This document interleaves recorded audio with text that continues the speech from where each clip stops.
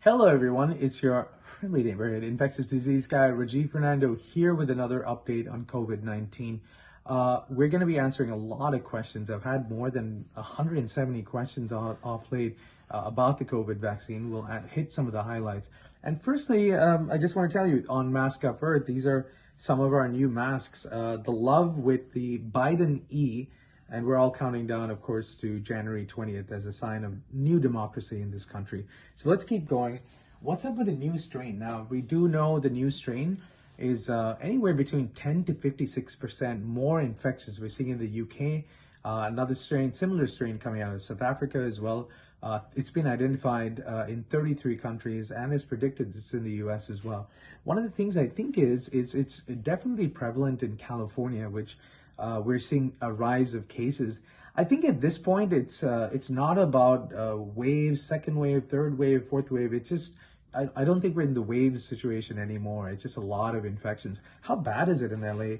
1 out of 50 are actually infected.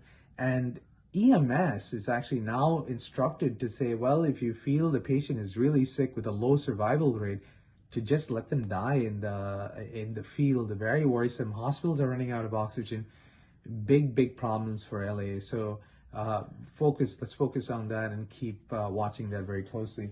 The other thing, people are asking me about about the vaccine actually. Now, here's a question about the side effects. Now, across the planet, more than 8 million people have been vaccinated. And the question is, the side effect, which people are talking about, is what we call anaphylactoid reaction to the vaccine. Now, we've had previous studies which clearly show severe allergic reactions to vaccines are only 1.3 point per million. 1.3 for every million people getting vaccinated. And the allergic is really to the inactive ingredient of the vaccine, not the active ingredient. So the big one that we talk about, of course, is PEG, P-E-G, the polyethylene glycol, and that's what's causing most of the reactions. Otherwise, very well tolerated vaccine. People who have got the vaccine, I had absolutely nothing, but some soreness, some fevers and chills after that. They traditionally resolve within 48 hours, just to let you know how safe the vaccine is. Now, who would you not vaccinate? Actually, there's absolutely no one which cannot get vaccinated.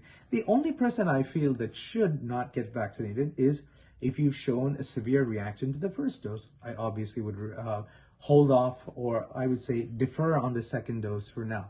Pending more evolution of data, newer vaccines are going to come out. So I would hold off on those people. Now, what if people have a history of severe allergic reactions to vaccines?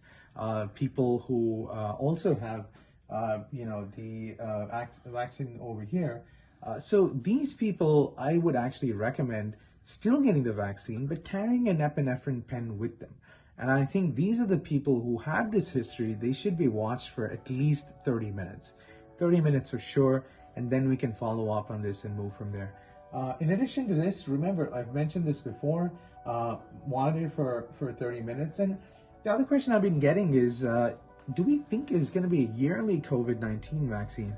And that's why wearing masks are very important. We need to keep wearing masks and protect the population. And we need 70% of Americans, at least 70% of Americans, to get the vaccine in order to eventually get herd immunity. Now, if obviously people have been saying this is all going to be over in the summer, but that's not going to happen unless all of us continue to get vaccinated and wearing masks and social distancing. There's really not that much data about the surfaces. Now, remember, viruses, they need to live in a cell in order to survive. Now, think about a virus on the surface. I know there's early data about saying that it lives for 72 hours in cardboard.